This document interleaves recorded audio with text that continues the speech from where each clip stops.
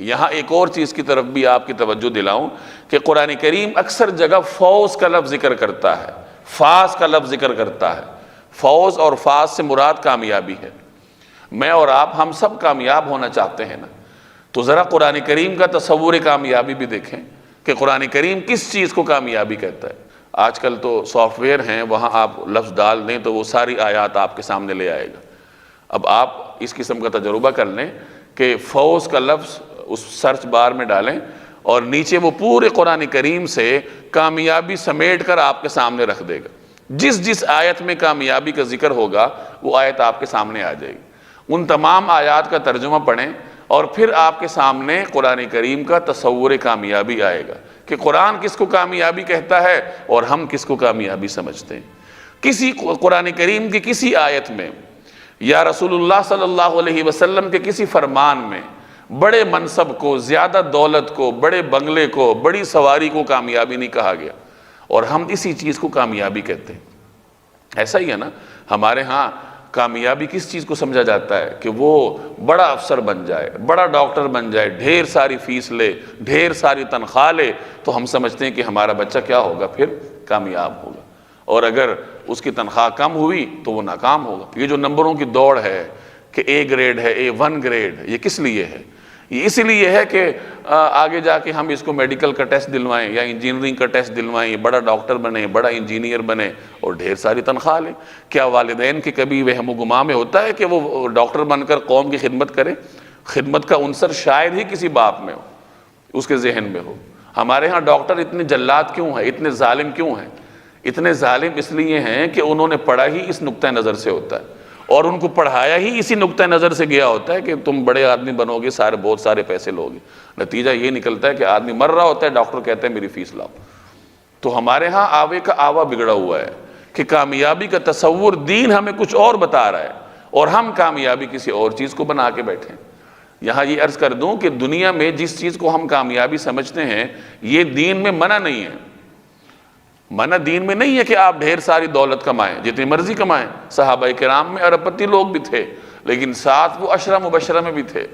عبد الرحمن بن عوف ارب پتی صحابی تھے، لیکن وہ عشرہ مبشرہ میں بھی تھے۔ حضرت عثمان امیر کبیر صحابی تھے، لیکن عشرہ مبشرہ میں بھی تھے۔ تو دولت انسان کمائے لیکن اس کو دین پر ترجیح نہ دے۔ ترجیح کس کو دے؟ دین کو۔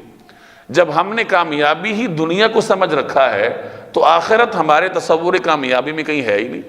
تو کامیابی آخرت کو سمجھا جائے اور دنیا کی اس کامیابی کو آخرت کی کامیابی کا راستہ سمجھا جائے، اور یہی چیزیں اولاد کو بتائی جائیں کہ تم دنیا میں بڑے آدمی اس لیے بنو گے تاکہ آخرت میں بڑے آدمی بنو، اچھے ڈاکٹر اس لیے بنو گے تاکہ تم قوم کی خدمت کرو، دین کی خدمت کرو، اور یہ خدمت قبر میں تمہارے کام آئے۔ اس کا یہ مطلب نہیں ہے کہ ہم دنیاوی تعلیم چھوڑ دیں، مسجد آ کے بیٹھ جائیں۔ سارے اگر امامت کرنے لگ جائیں گے تو علاج کون کرے گا؟ تو مسلمان ہر فیلڈ میں ہوتا ہے، ہر میدان میں ہوتا ہے، لیکن وہ جس میدان میں بھی ہوتا ہے وہ دین کو اوپر رکھتا ہے۔ دین اور دنیا کی تفریق اسلام میں ہے ہی نہیں کہ یہ دیندار ہے اور یہ دنیا دار ہے۔ یہ تفریق شریعت میں نہیں ہے۔ تفریق اس وقت ہوتی اگر اسلام صرف اس مسجد کی چار دیواری کے لیے اترتا۔ اسلام تو مسجد کی چار دیواری کے لیے نہیں ہے، پوری دنیا کے لیے ہے۔ اتنے احکامات شریعت میں مسجد کے نہیں ہوں گے جتنے بازار کے ہیں۔ اگر ایک شخص بازار میں بیٹھا ہے، کاروبار کر رہا ہے اور وہ دین کے احکامات پہ عمل کر رہا ہے تو اس سے بڑا دیندار کوئی نہیں ہے۔ اور اگر ایک شخص مسجد کی چار دیواری کے اندر دن رات بیٹھتا ہے لیکن اس کے دل و دماغ پر دولت کمانے کا بھوت سوار ہے تو اس سے بڑا دنیا دار کوئی نہیں ہے۔ تو سارا جو کھیل ہے وہ آپ کی ذہنیت کا ہے کہ انسان کی نیت کیا ہے۔ ہو سکتا ہے کہ ایک شخص آپ کو دکان میں نظر آ رہا ہے لیکن وہ اللہ کا اتنا بڑا ولی ہے کہ ایک مسجد کا امام اس کے پاؤں کی دھول تک بھی نہیں پہنچ سکتا۔ تو سارا جو کام ہے وہ انسان کی اپنی ذہنیت کا ہے کہ وہ کس ذہنیت کے ساتھ کر رہا ہے۔ ایک روایت میں آتا ہے جناب رسول اللہ صلی اللہ علیہ وسلم ایک جگہ تشریف فرما تھے، تو صحابہ بھی بیٹھے ہوئے تھے۔